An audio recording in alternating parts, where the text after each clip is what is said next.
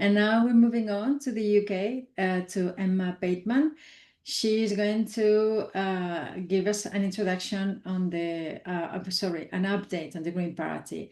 She's a former Green Party member. She sat on the Green Party Women Committee for 3 years running, but being openly gender critical, as she said, paints a green target on any woman in the party. So after multiple suspensions and expulsions, she is now currently taking legal action against the Greens. So very dire circumstances. Sorry for that. So over to you, Emma. I was originally going to give an update on my court case because, I've got an ongoing court case with the Green Party. But what's happened recently is the Green Party have kind of been stalling that. So I've had 2 hearings that were postponed, and I'm waiting for something to happen with the Green Party at the moment, waiting for them to get back to me, which they take their time over. Anyway, so I thought rather than talk about that, I would give a kind of potted history of Green Party women, because I think sometimes it's easy, you know, we say these things like, oh, Green Party women were attacked, or, you know, this happened, or they were shut down, and we don't quite know the detail of why. And I also just wanted to talk about Green Party women because they've been so strong. You know, we've been attacked in the Green Party for about 5 years, or more than 5 years now. And the target has been Green Party women, because the Green Party is one of the most woke, you know, parties there is. This is the Green Party of England and Wales I'm talking about, not Scotland, which is even worse. So Green Party in England and Wales. It's one of the most woke parties there is. And the only place where we've been able to kind of be gender critical is in Green Party Women, which is supposed to be the women's group, right? So for years they've been attacked and people have tried to shut them down. So a lot of the Green Party women history has been lost. What happens in the Green Party is things get deleted, things get destroyed, you know, and sometimes this happens deliberately. But from what I can piece together, Green Party Women was set up in 2008. And now when it was set up, it was to be a formally recognised voice for women in the party. And the Constitution at that time in 2008 said the membership of the Green Party women shall be open to any current female member of the Green Party. But they did let men in as associate members, and men could be like come to their meetings and things like that, but only as associate meetings. They couldn't stand for the committee and they couldn't vote. Now in 2008 there was another group called Women by Name, which really was women only. And back then it was said that Women by Name will remain a women-only space to enable and support women, providing a safe and separate space. Now, I have to say, if you said that in the party now, you would be crucified for wanting a women-only space, because where will the non-binaries go? Now, unfortunately, Women by Name disappeared and were soon erased from our history. What happened between 2008 and 2017 is a little bit hazy, but I think Green Party Women was growing. It had an email list for members to sign up to. But in 2016, Amy Challoner, a trans-identified man with a troubled past and a horrific family, proposed that Trans Women Are Women motion. You probably all know this, it's on the screen there, which was adopted by the party, and it's been used to beat women into silence ever since. This is the policy why you can't speak about women in the party. So trans-identified men started to become more prominent in the Green Party Women. And though I was not actively involved then, from what I've heard, their attitude towards Green Party women was, if we can't have you, no one can. They were determined to either control or destroy Green Party women. That was what they were after. One member described the takeover of Green Party women as brutal. At one point, a member tried to take a Green Party women banner to a Reclaim the Night march, but she was forbidden to do so because the gender woo said that Reclaim the Night was run by transphobes. In autumn 2017, you can see the influence here of the intersectionals here. It was the Constitution was rewritten, and it said that the committee should include at least one member who's disabled, a person of colour, a parent or guardian, someone from the LGBTIQA who would be at least one person who is trans or non-binary, and one person who is not heterosexual, and one person who is under 30, and one person who is over 50.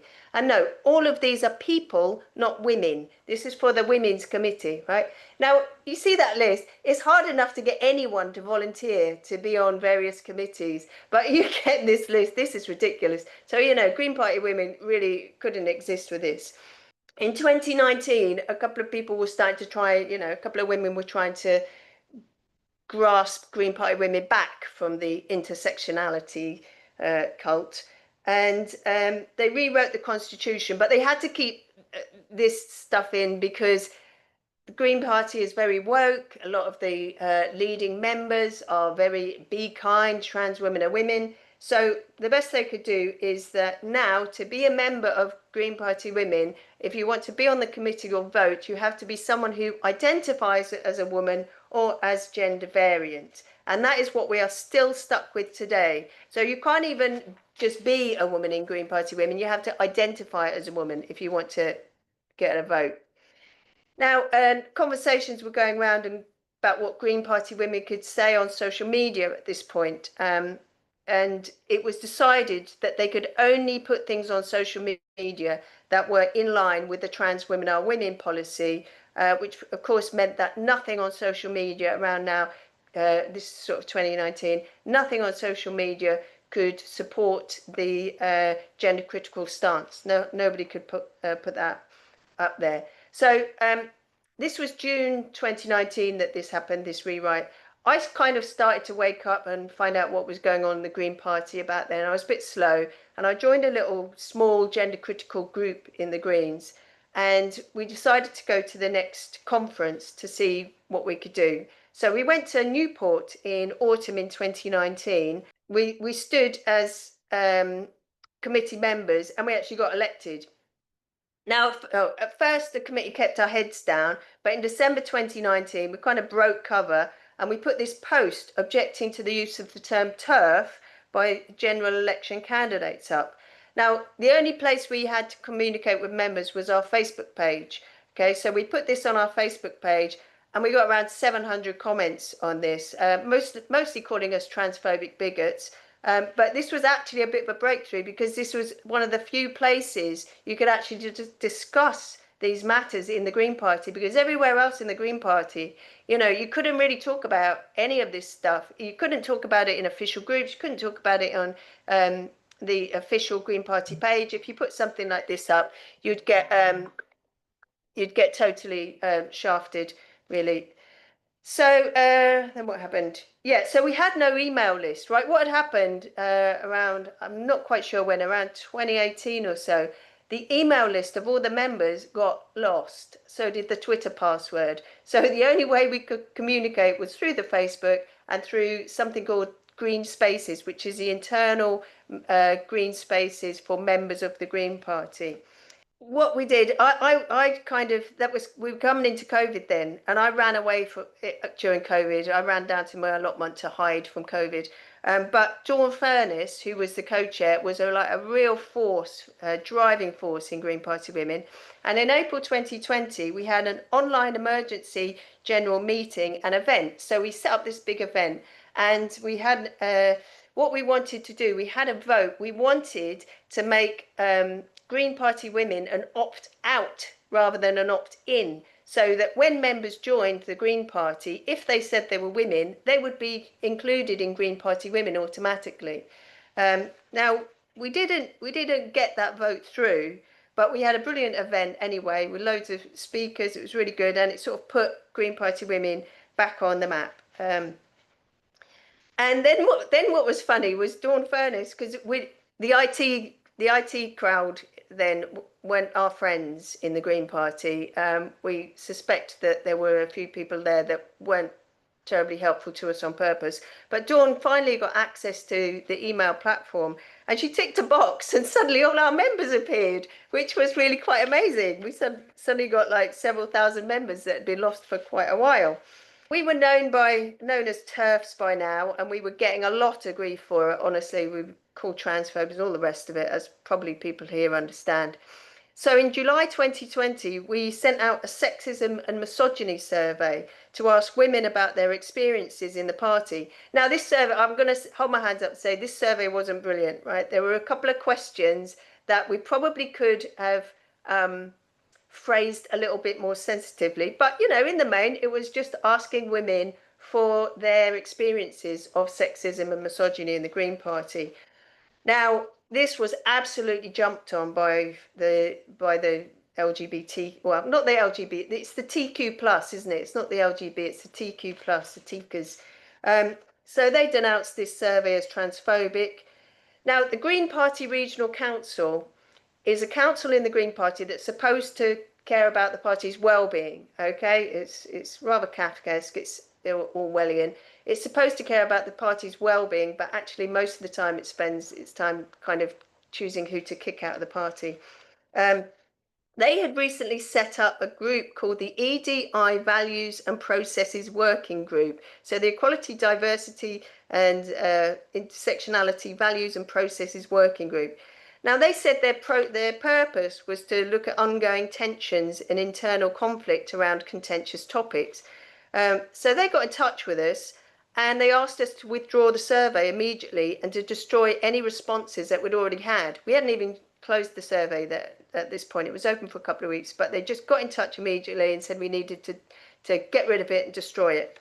And then we received a letter from 13 prominent Green Party women members, including Sian Berry, who was the leader of the Green Party, Carla Denyer, who is the current leader of the Green Party. They're both MPs now, and several other Green Party bigwigs. They wanted us to call an emergency meeting of Green Party women and kick ourselves out from the committee. So we weren't going to do that. So next, we were told that a letter had arrived objecting to our survey that had been sent to the Regional Council, signed by 35 LGBTI Greens, who said they were too intimidated to raise this directly with us because a number of our committee members were active on social media campaigning against trans people. And the letter included statements such as this: the previous Green Party Women Bulletin contained a link to the infamous anti-trans essay by J.K. Rowling, which was enormously upsetting to trans members. So the pressure was mounting, and we pointed out that everything that they shot at us was being done by other groups as well. Right? They tried to say we'd breached GDPR. We showed them other forms from the LGBT Greens and other groups that had used exactly the same template as ours. But they didn't want to know about that. We told them that we'd been called transphobes and everything like that, but they weren't interested. Now, ultimately, they got their way. We didn't publish the results of the survey because we knew they hounded us so much. We knew that they were going to step up and kind of suspend us or expel us or whatever. But it demonstrated to me that they had no real interest in knowing about the experiences of women in the party. They just wanted us to destroy this survey. They didn't even want to know what the answers were. Right, so then we come to the election, which was a year later, December 2020, and this was absolutely horrific. We had to run this election twice through no fault of our own. It was to do with the IT team trying to set up the lists of voters. Not their fault either. And there was such a furore over this election. We had the Green Party leader, Sian Berry, sort of promoting the other slate of the intersectionalities. And we had Amelia Womack, who was the deputy leader of the Green Party, actually stood for the committee. I mean, you know, she's a deputy leader of the Green Party, and she's standing for our little committee that's supposed to be just a sort of small committee in the Green Party. We had an ex-MEP who's a national spokesperson for the party making derogatory comments about us, and it was deeply unpleasant. And we also had to contend with accusations from the gender woo that we let men vote in the election. Now, voting was open to anyone who self-identified as gender variant, which meant keeping men out was actually an impossibility. So in the report of the election, the ERO, the Election Returns Officer, stated after the election, equal standards of democracy need to be applied across all groups in the party. Green Party women has been the subject of scrutiny and disciplines not applied to other groups. You know, it's absolutely clear we've been treated like that, and we're still waiting for them equal standards to be applied. So in January 2021, we finally had a new committee. I was elected as co-chair alongside Catherine Bristow. a trans-identified male who insisted he was female. Now, the majority of the committee were trans activists at this point. There'd been quite a lot of publicity over this election, and the Daily Mail ran a story about how women were leaving the party because now we had a man in charge of the women's groups. Now, as I say, Catherine Bristow said he wasn't only a woman, he was female, okay? And he told people to write, at the time the national census was on, and he told people that he was putting female on the national census as his sex, and told other people to do it too. And now I refused to endorse the notion that Catherine was a female. So 2 of the trans activists on the committee put in a complaint and I was suspended. I was put on a no-fault suspension for 5 months, during which time the trans activists shut down Green Party women completely. Catherine Bristow removed the ability for members to comment in the internal Green Party women members space and deleted all the posts and comments there. And the entire Green Party women email archive was also deleted. Now, oddly enough, the Green Party Regional Council didn't have anything to say about this and were apparently entirely powerless to do anything about it. So after 5 months on suspension, I sent the newly minted Mayor Forstater ruling to the Green Party Regional Council and pointed out that suspending me for not agreeing that males are females might put the Green Party on a sticky wicket, legally speaking. So I was taken off the no-fault suspension, but warned that they could resuspend me any time if I was unkind. Now, the Green Party Green Party trans activists kicked up a big fuss when I was unsuspended, and they said it was unsafe for Catherine to interact with me. I don't know what I was supposed to do to him over Twitter, you know, middle-aged woman over Twitter and Zoom, but apparently it was unsafe and he shouldn't have to interact with me in any way. So they went on strike, but nobody noticed because they hadn't done anything for months anyway. And here is a couple of examples of what we had to put up with. So this was Catherine Bristow. It was decided, I said, look, you know, we're at an impasse. I'll go to mediation so we can kind of have a mediator to talk about this stuff. And he said that he would agree to go to mediation with me if I said that he was not a woman. Oh, no, sorry, that he was a woman, that he's not male, and it was fine for him to be on the committee. And until I said this, he refused to go to mediation. Now, obviously, I didn't say this stuff. The other thing, you know, it wasn't only him, we had other people on that. So this was when we were trying to run the next election. This was another trans activist. I wrote the equality and diversity form, and I separated the questions into sex and gender. 2 questions. This is what they thought about it. It is extremely toxic to separate sex and gender on an E&D form. It will be a huge risk to the party and our reputation as a progressive women's organisation just by separating the 2 questions into sex and gender, honestly. Anyhow, we finally sorted out the election and the new committee was elected in January 2022. I stood again as co-chair, and this time my fellow co-chair was a non-binary woman called Annie Stafford Townsend. We held our first committee meeting on the 3rd of February, and on the 4th of February, I was suspended again after a complaint by Amelia Womack, the deputy leader of the Green Party, obviously for transphobia and bigotry and everything like this. Now, thankfully, at least this time we had a majority of gender-critical members on the committee. Unfortunately, Annie Stafford Townsend and the gender woosters were every bit as vindictive, controlling and authoritarian as the last lot. Annie Stafford Townsend, because she was now the only co-chair, removed all the other admins from the Green Party women members space, leaving herself in sole charge, which meant that posts calling people transphobic bigots were allowed to stay, while posts and comments espousing a gender-critical stance were censored. She had sole control of the access to the members' email list, so nothing could be sent out unless she chose to send it. Now, I was suspended for a long time, and eventually another gender-critical member, the excellent Tina Rothery, who some might know from anti-fracking movements, she's brilliant, Tina, I really love her, she was allowed to be co-opted onto the committee. Now, the gender woosters made the usual accusations of bullying, transphobia, but they could not control everything. So the end of June 2022, all the 3 trans activists on the committee had an orchestrated flounce out. I'm going to ask her, what would you like to say? I'm going to play this one. Essentially, I was messaging Nicola from pretty much the beginning of this is about a minute and a half long, so misgendering is a really big issue within the Green Party. I personally have been misgendered by members of the Green Party Women Committee at present, and the fact that I repeatedly messaged Nicola saying, can that be called out, as Annie was repeatedly being misgendered, and the only thing that was called out was that an email had been sent out several minutes. Okay, I'm really sorry. I'm sorry, I've been given a minute to speak. Oh, okay, go ahead. I'm apologising. Non-binary and gender diverse people are constitutionally part of the Green Party Women, and it is absolutely heartbreaking that we have been completely and utterly ignored by the current committee. The fact that the members of the committee, everything is only the women, only the women we care about, only the women that are our constituents, essentially. But it's not only, it's people like me who are non-binary and gender diverse, who have a lot of the same issues as women, cis and trans, and it is incredibly heartbreaking that you don't seem to care about us in any way. Okay, accepted, Kate. Thank you very much for your input.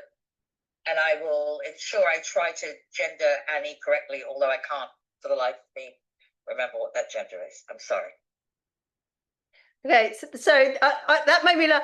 That made me laugh. And what made me laugh about that was, right, that was actually put out by the trans activists because they thought that would show them in a good light and show how terrible Green Party Women was for kind of like this horrible misgendering. This is, and I also put out, like, I feel a bit odd putting out clips sometimes because to me that doesn't show her in a very good light. But Kate Hatton is very powerful in the party. She's, you know, on a lot of committees. She's quite a powerful person in the party. And as they put that out themselves, I thought it was fair enough to use it. Anyway, but this, and it also gives you an idea of this kind of thing. This is what we had all the time, you know, all the time. Anyway. So where am I? So the constitution of Green Party Women was still not fit for purpose, but it had been impossible to push through any big changes because the gender war would have just blocked it. So, but now the committee wrote a new constitution because they're all gender critical because all the others had flounced out, which addressed a lot of the problems. Now, among the other things they were trying to change was to change the voting rights from members who identify as women or as gender variant to just women. Because although it would still include trans women, because trans women are women in the Green Party, but it would have given us an opportunity to stop the gender variance from voting. Now here's, you know, we've got these people that you can see on the slide. This is what we had to contend with all the time. These kind of, these guys who were proud Green Party women members. Now, it was quite amusing when we set up this new constitution to see all the non-binaries and trans men vehemently arguing why they should still be in Green Party Women, despite rejecting the idea that they were women. You know, they didn't, because they wanted to control it. So they knew, they just wanted to be there to control it. Now, the vote for the constitution required 2/3 majority to pass, 66%. Sadly, we almost made it with 64%, which was a bit gutting, really. But it showed that while we were always told that we were a tiny, tiny transphobic minority in the party, and that there was only a few TERFs in the party, we could show that was rubbish now. We got almost 2/3 of the vote. Okay, then we held the next election. And at the next committee, Zoe Hatch was elected alongside a trans activist called Cheska Walton. This is how our elections worked. We always had one gender critical person and one sort of trans activist when they stood, because of the way that the voting works in Green Party Women. So, as before, the trans activists tried to break Green Party Women with accusations of bullying and transphobia, and Cheska submitted a multitude of complaints about gender critical committee members. I believe it may have been about 14 complaints in all about other members of the committee. Now, in April 2023, the Equality and Human Rights Commission sent a letter to the UK government regarding the legal definition of sex under the Equality Act 2010. Now, in response to that letter, basically the letter sort of said, you know, oh, you know, we need to have proper conversations about sex and gender. In response, Green Party Women posted the following tweet thread to their Twitter account. Green Party Women welcomes the EHRC calling for the public debate on issues of sex and gender to move to a more informed and constructive basis. We in Green Party Women have differing views on this topic, but are committed to well-informed and respectful discourse on the subject. Those of us who support single-sex spaces recognise it's important for the meaning of sex to be clarified so that the Equality Act 2010 can be correctly applied as it was originally intended. We feel it is vital for female safety, dignity and fairness that they are protected on the basis of sex. Green Party Women is clear that this new information from EHRC should not leave trans people without legal protection from discrimination. We will continue to monitor the announcements from the EHRC and to show our support or disagreement as the conversation continues. Right. Now, I think that's quite a reasonable statement, but I have to say the trans activists were furious.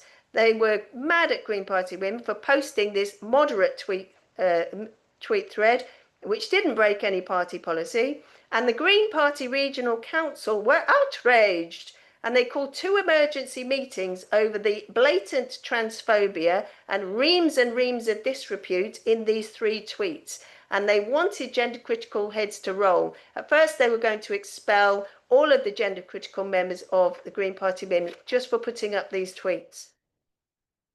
In the end, they didn't do that, but, you know, they got a few of them. Right, so in August 2023, there were so many women expelled from the Green Party, and it was so impossible to discuss women's rights that we set up the Green Women's Declaration. I wonder where we got that inspiration from, eh? This was a campaign group set up by women from the Green Party, and the Green Women's Declaration supports the work of Green Party women, and lots of women are in both of them. You know, we totally support Green Party women. The trans activists were not happy that we'd set up the Green Women's Declaration. And in October, in October 2023, I'd been expelled from the Green Party off and on. I've been expelled 3 times, and I was waiting to hear from my latest appeal, and they'd taken weeks and weeks to send it to me. So I thought, I'm going to go to the October conference. I'm going to stand outside. I wrote some leaflets, and I stood outside and leafleted and protested. Then we bought the Green Women's Declaration banner outside, and we just stood outside conference with this rather splendid banner. Now, Cheska Walton, the trans activist co-chair of Green Party Women, I'm not playing the clip of this, but she walked up to the banner, she took one look and tore it down. You know, she just physically ripped it down and said it can't be there, and she was completely outraged that we were there. Oddly enough, she was not suspended from the party for this. You know, you can get suspended from the party for misgendering, you know, or for saying men aren't women, whatever. But walking up to a banner, tearing it down, she wasn't suspended. So then what happened was, after conference, the Gender Woo called for an emergency general meeting to get rid of gender critical members of Green Party Women again. This, you know, the way they acted didn't seem to change very much. And they called us things, you know, they were sort of saying about Green Party women, we created a hostile atmosphere. This one made me laugh, that people involved in sex work have found themselves unable to attend Green Party women meetings for the fear of intimidation, bullying, harassment and discrimination. Perhaps I've got a naive view of people in sex work, but I would have thought that some of those people have more to contend with than being misgendered. Anyway, but perhaps that's a bit of a thing to say about sex work as a whole. Anyway, so in 2024, we had another election. Oh yeah, so Zoe Hatch was suspended, and then she was expelled a little while later. And again, Zoe Hatch, an amazing woman, amazingly strong woman, helped set up the Green Women's Declaration, absolute driving force. And the party are mad to throw us all out. Anyway, so what happened then was in November 2024, Green Party Women, the CEO, removed Green Party Women's access to the membership list, and the Standing Orders Committee disaffiliated us. We were never given a reason for this, an adequate reason for this. They just so basically they just tried to shut us down. So this was then the election. The Gender Woo didn't stand because by then they'd all gone off and made their own intersectional group. But they still kept complaining about us. And in March 2024, Jude English, the gender critical co-chair, was suspended, and then she was expelled in June 2024. Now, And then another gender critical co-chair of Green Party Women, Siobhan Scanlon, at that point was the sole remaining gender critical member of the 2023 committee. She has just been suspended for that tweet from the EHRC that we put up earlier. Siobhan was suspended for those tweets, even though she didn't write the tweets and she didn't post them, but she's been suspended for them now. I'm not going to say much about the current committee because I wrote this late last night and I haven't asked their permission to name them or anything. But I'll just say these are the members that were expelled or suspended just from the gender critical side of the committee between 2019 and 2025. We've got loads more Green Party women members who were suspended. You know, I think it's now 7 gender critical co-chairs of Green Party women have been suspended or expelled from the Green Party. And, you know, now, some people ask, why on earth do we still care about the Green Party? Now, I care because of these eco-feminist warriors and their spirit and their strength to keep fighting. In the changing climate of the Green Party, the greenwashed, brainwashed social justice warriors seem to have put global warming on the back burner, as environmental concerns are pretty low on the list of priorities and they come just above women's rights. But Green Party women are not fighting for women only. They want to save the whole bloomin' planet, which is a pretty big task and one I fully support.